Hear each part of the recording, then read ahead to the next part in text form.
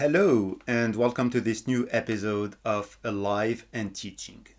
I am quite sure that many of you have been facing these situations with students where, when they come and tell you, I wasn't aware of this information that you are giving us, you tell them, but I sent an email about it, and they tell you, oh, but I don't check my emails. Or they could even tell you, I received so many emails that I lose track of them.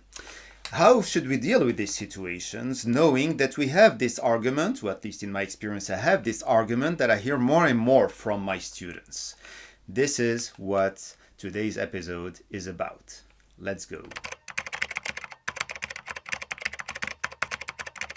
So my first point would be to say that email works, and this is why you have to own it. Meaning that, first of all, writing an email allows us to have something usually detailed or something that has relevant information that we tend to work on quite hard sometimes in order for us to be sure that students receive the clear indications. And add to this that the emails are something formal, something that happens to be traceable, and so it does the job, meaning that it gets to students with something that they need to be aware of.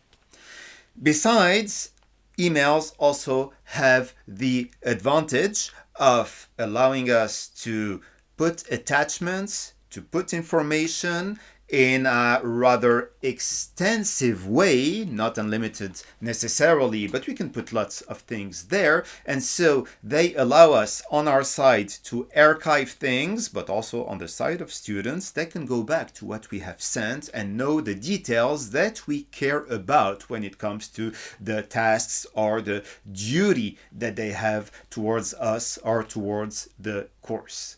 This is why I would say that we should not feel guilty at all using emails. In my professional reality, when it comes to my communication with colleagues, when it comes to my communication with all the departments that are part of my institution, emails work. They tend to be a lot sometimes. They can be a bit heavy, a bit long to read. Sometimes you put them aside, you say, well, I'm going to get back to them, and you don't always get back to them. But the fact is that they are the most efficient way for us to have a memory of what has been said, what should be done, of having clear orientations. If it works for us, I think that it should work for students too. Between them, I don't know, but when it comes to our relation towards them, I think that the email remains the most relevant tool because it guarantees traceability, it guarantees a flow of information, and it allows us also to go back to what has been said in a rather secure and a rather efficient way.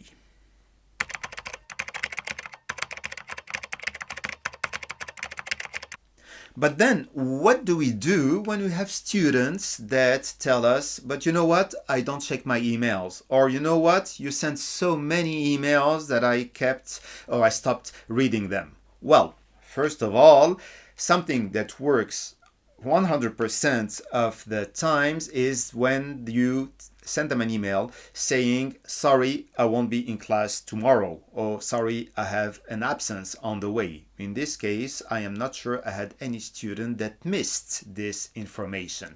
It can be through the email, it can be hearing from students that got this email and read it. There is always someone that reads the email, and there is always someone that spots what is important. This is why the excuse of not reading the emails definitely does not work with me. I think that apart from having the rule being said very clearly in the indications that I have from the beginning of the semester, apart from having reminders regularly brought in class, emails are anyway something that I should check, because if there is something that keeps there there is something that allows them to keep an institutional relationship with us and with their university, it is definitely the email in itself.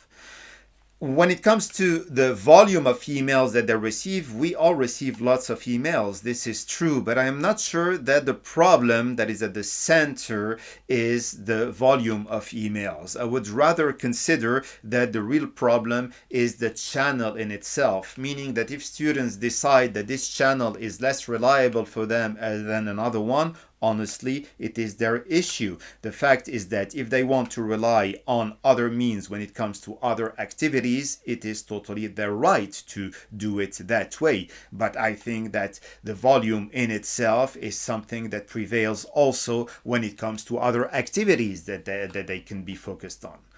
What kind of activities can justify a volume that students accept in general? Well, as far as I know, scrolling is something that they are very good at. The different tools that are connected to Instagram, TikTok are tools that are based on scrolling. And I have this debate with students about what they check, what they rely on when it comes to their communication flow or information flow. Yeah, they are connected constantly to something. For most of them, there are exceptions, of course, but most of them are connected regularly to something. So this is where I think that so far, and I may change one day, of course, and sometimes change comes sooner than we expected. But for the time being, I have alternative tools that I am using. I have ways of communicating for them that gets them a direct message when I need to do it straightforwardly, and I mean here the different platforms that we have. We use Canva in my university, others use Blackboard. There are many other ways to doing it too,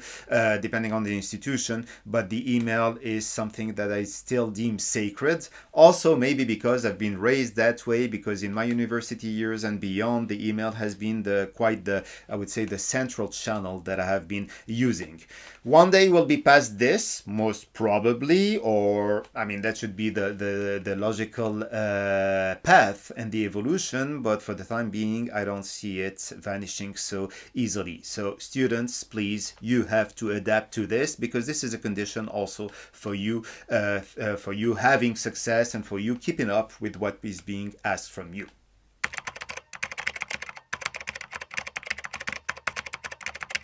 But then, can we decide that we want to adapt? Can we decide that we want to take into consideration students and we want to rely on other tools? Yes, once again, I think that it is totally legitimate to explore other means, other channels, other ways of doing it. Because we are in a world where the tools and the platforms happen to be various, happen to be different, and maybe even make our life easier. I mean, I'm not discarding the fact that emails are something important. I still rely on them when it comes to receiving newsletters, when it comes to the communication with colleagues, when it comes to writing things that need an email because they have to be formal. But then, yes, we may want to communicate with them through other means. We may have to send a message that would be more straightforward. But this is definitely left to each of us and the choices that we feel we are the most comfortable with.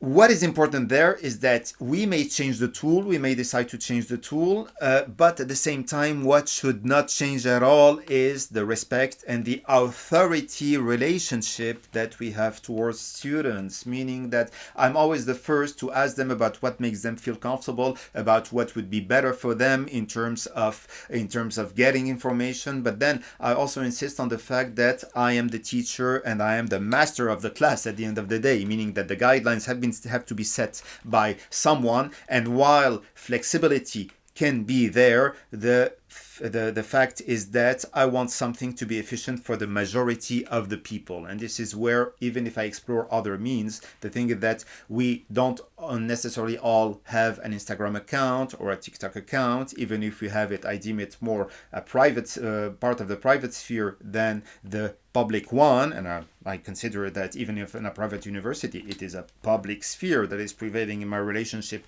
with my students. And this is why I think that the email remains the most relevant tool once again. I mean, among other reasons, because this is where I decide that it is the thing that works, and my authority gets me to telling them, okay, do what you want, but at the same time, the importance will be present in the emails.